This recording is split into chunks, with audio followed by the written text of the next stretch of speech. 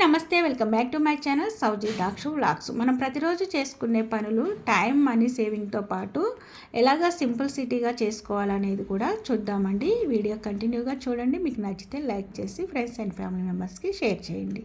ఇక్కడ చూడండి, మనం పిల్లలకి బట్టలు వేస్తూ ఉంటాం కదండి. ప్యాంటుకి లేకుంటే షర్ట్కి ఈ విధంగా బటన్స్ ఉంటాయి కదా.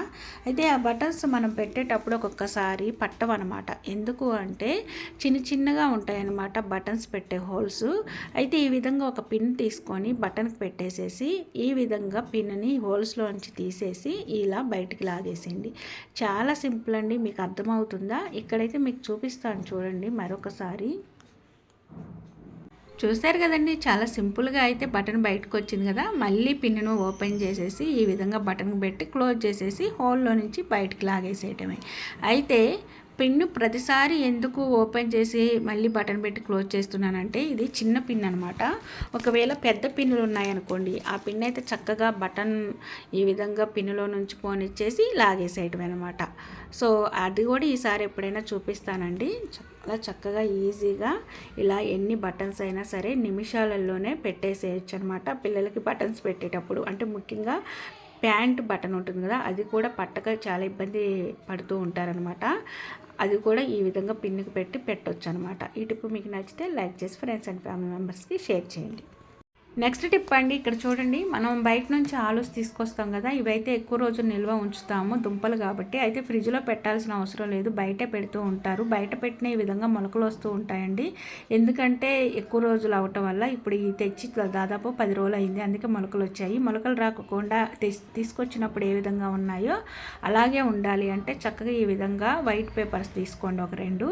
అంటే మీరు రాయికోకుండా ఉండే ఏ పేపర్స్ అయినా సరే, అంటే ఇప్పుడు పిల్లలు బుక్స్లలో పేపర్స్ ఉంటాయి కదండి, లైన్ పేపర్స్, అవైనా సరే తీసుకొని ఇలా ముక్కలుగా చేసేసి ఈ చిన్న పీసెస్ని ఈ ఆలూస్ పై ఈ విధంగా వేసేసేయండి, మిడిల్లో కూడా పడేటట్టుగా. సో అయితే ఈ ఆలూస్ తీసుకొచ్చినప్పుడు ఎలా ఉన్నాయో పైన ఈ మొలకలు లేకుండా అలా ఉంటాయి అన్నమాట ఫ్రెష్గా. అయితే ఇప్పుడైతే ఈ ప్యాకింగ్ ఉంది కదా, ఈ కవర్ ముడైతే వేయాల్సిన అవసరం లేదు.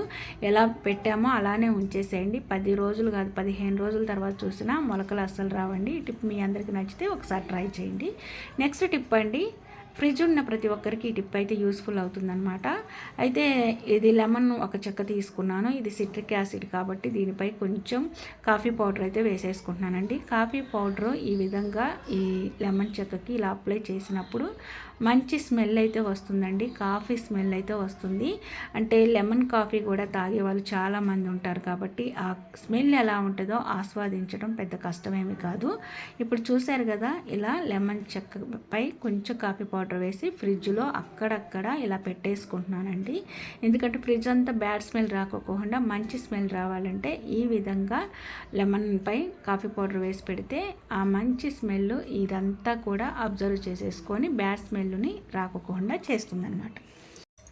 చాలా యూస్ఫుల్ ఇంపార్టెంట్ టిప్ అండి ఇదైతే. పెళ్ళిళ్ళ సీజన్ అప్పుడైతే వెడ్డింగ్ కార్డ్స్ ఎక్కువగా వస్తూ ఉంటాయి.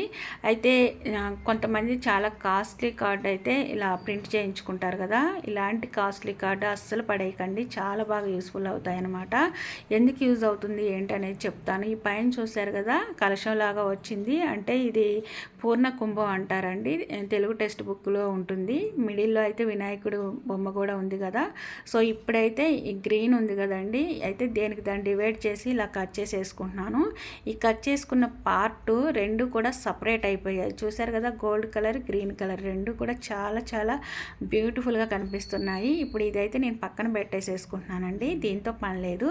ఇప్పుడు ఇది చూసారు కదా, ఇది మనకి చాలా ఇంపార్టెంట్ యూస్ఫుల్ అనమాట. ఇది ఇక్కడ గోల్డ్ కలర్ ఉంది కదా, ఇదైతే తీసేస్తున్నాను నేను. ఇలా చక్కగా చేత్తో ఇలా లాగేస్తే వచ్చేస్తాను అనమాట.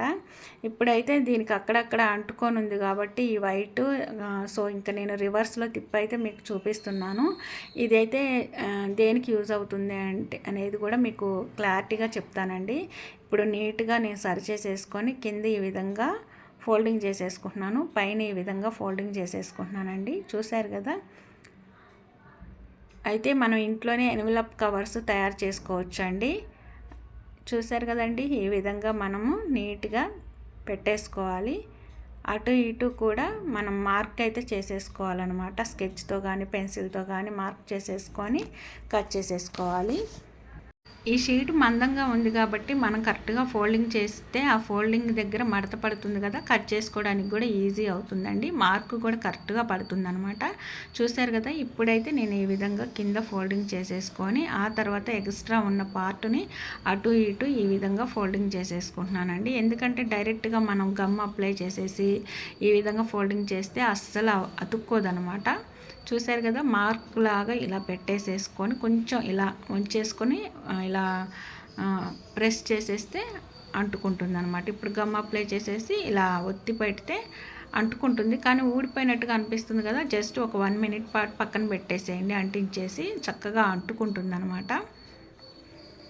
చూసారు కదండి, దాదాపు అయితే ఎన్వలప్ కవర్ అయితే రెడీ అయిపోయింది. అయితే పైన ఇలా ఫోల్డింగ్ చేసాం కదా, ఓపెన్ అవ్వకోకుండా అటు ఇటు షేప్ రావడం కోసం ఇలా క్రాస్గా కానీ కరువుగా కానీ కట్ చేసేసుకోండి. అయితే మనం లోపల ఏదైనా పెట్టినప్పుడు డైరెక్ట్గా ఓపెన్ అవ్వకోకుండా ఇక్కడైతే ఒక స్టిచ్చెస్ లాగా వేసుకుంటే బాగుంటుంది, కాబట్టి ఇది ఇంకొకరు కొంచెం క్రాస్గా కట్ చేసుకుంటే బాగుంటుందని చెప్పి ఇలా కట్ చేసేస్తున్నాను అటు ఇటు.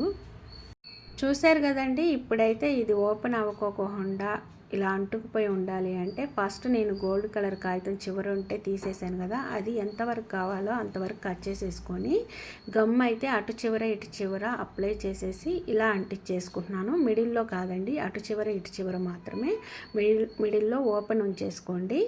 ఇప్పుడైతే ఒక 1 మినిట్ పాటు పక్కన పెట్టేసేయండి. కంప్లీట్గా ఆరిన తర్వాత మీకు చూపిస్తున్నాను చూడండి.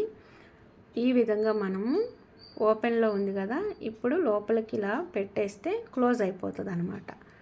లోపల మనం ఏదైనా పెట్టినా కూడా పోదు. ఇక్కడ మీకు చూపిస్తాను చూడండి. మనం ఎవరికైనా సరే బర్త్డే ఫంక్షన్కి వెళ్ళినప్పుడు వాళ్ళకి ఎంతో కొంత అమౌంట్ ప్రజెంట్ చేస్తాం కదా, అంటే పెళ్ళిళ్ళకి కూడా అండి, అంటే కొంతమంది 1000, 2000, 5000 కూడా అమౌంట్ ప్రజెంట్ చేసే వాళ్ళకి ఇలాంటిది ఎన్వలప్ కవర్ అయితే యూజ్ అవుతుంది. ఇక్కడ గోల్డ్ కలర్ ఉంది కదా, దానిపై నేమ్ రాయొచ్చు, లేకుంటే రివర్స్లో తిప్పి నేమ్ రాసేసి అక్కడ ఒక ఫ్లవర్ కూడా అంటించేసి వాళ్ళకి ప్రజెంట్ చేస్తున్నప్పుడు చాలా బ్యూటిఫుల్గా కనిపిస్తుంది. ₹1 ఖర్చు లేకుండా ఇంట్లో మనం ఈ విధంగా ఎన్వలప్ కవర్ అయితే రెడీ చేసుకోవచ్చు అనమాట. చాలా సింపుల్ ప్రాసెస్ కదా. నెక్స్ట్ టిప్ అండి, ఇక్కడ చూడండి, ఫ్రిడ్జ్లో ఏ వస్తువు పెట్టినా సరే ఫుడ్ ఐటము దానిపై ఇలా మనం మూత పెట్టి ఉంచాలి. ఇక్కడ కర్రీ పెట్టాను కదా, కర్రీపై మూత పెట్టుకోకుండా ఉంచి మళ్ళీ అది బాయిల్ చేసుకొని మనం తినకూడదు. ఈ కర్రీ స్మెల్ అంతా ఫ్రిడ్జ్ అబ్జర్వ్ చేసుకోవడమే కాదు, ఫ్రిడ్జ్ పవర్ అంతా కూడా ఈ కర్రీ అబ్జర్వ్ చేసేసుకొని కూల్ అయిపోతుంది. అది మళ్ళీ మనం బాయిల్ చేసి తిన్నా కూడా మన హెల్త్ పాడైపోతుంది. సో మూత పెట్టిందే మనం యూస్ చేయాలన్నమాట. సో ఈ టిప్ మీ అందరికీ యూస్ఫుల్ అయితే ఒక లైక్ చేయండి. నెక్స్ట్ టిప్ అండి, ఇక్కడ చూడండి, మనం ఏదైనా సరే రైస్ తీసుకున్నప్పుడు, బిర్యానీ రైస్, వండుకునే రైసు, లేకుంటే కందిపప్పు, మినప్పప్పు ఇలాంటివి తీసుకున్నప్పుడు ఇలా రైస్ బ్యాగ్లు వస్తాయి. ఈ రైస్ బ్యాగ్లు పైన అంతా కూడా షైనీగా ఉంటాయి, అసలు వాటర్ వేసినా తడవదనమాట. అయితే అందులో ఒక బ్యాగ్ అయితే తీసుకున్నాను. ఇది కొంచెం డ్యామేజ్ అయింది కాబట్టి డ్యామేజ్ పార్ట్ని కట్ చేసేసుకుంటున్నాను. ఈ చివర స్టిచ్చింగ్ ఉంది కదా, ఈ పార్ట్ను కూడా కట్ చేసేసుకొని నీట్గా సమానంగా అనుకుని మొత్తం కూడా ఒక 4 పీసెస్ అయ్యేటట్టు మిడిల్కి ఫోల్డింగ్ చేసేసి కట్ చేసేసుకొని అటు చివర ఇటు చివర వాటి సపరేట్గా నీట్గా అనుకొని కట్ చేసేసుకుంటే ఒక 4 పీసులు అయితే అయ్యాయి అనమాట.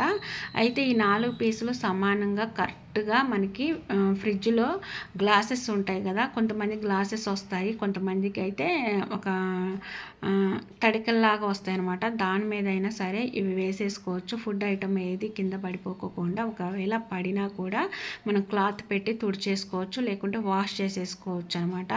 ఎందుకంటే మళ్ళీ కింద కారదు. అదే న్యూస్ పేపర్స్ ఏవైనా వేరే ఏదైనా బట్టలలో లోపల మందం పేపర్స్ వస్తాయి కదా, అవి వేసినా కూడా చెమ్మకి తడిచిపోతాయి. ఏదైనా ఆయిల్ లేకుంటే నెయ్యి ఏదైనా పడినా కూడా మళ్ళీ మనం తుడుచుకోవాలంటే ఇబ్బంది అవుతుంది అనమాట.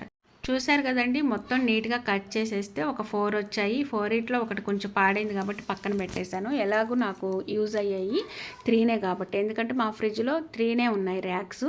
ఈ 3కి ఇలా వేసేసుకోవాలన్నమాట. ఈ గ్లాసెస్ని నీట్గా తుడిచేసేసుకొని ఈ కవర్స్ ఉన్నాయి కదా, ఇలా కలర్ కనిపించేటట్టు వేసేసుకోవచ్చు, లేకుంటే ఈ విధంగా రివర్స్లో తిప్పితే ఇలా వైట్గా కనిపిస్తుంది అనమాట. ఎక్కువగా వైట్గా ఉన్న వైపు వేసుకుంటేనే మనకి ఏదైనా ఫుడ్ ఐటమ్ పడినా కూడా ఈజీగా ఈజీగా కనిపిస్తుంది. సో అందులోనూ కలర్గా కనిపిస్తే నాకు అంతగా నచ్చదు అనమాట. అందుకే ఇలా ప్లెయిన్గా ఉండేటట్టు వేసేసుకొని మొత్తం ఇలా సర్దేసేసుకున్నానండి. ఇంకా పెట్టాల్సినవి ఉన్నాయి వెజిటేబుల్స్ అన్నీ కూడా.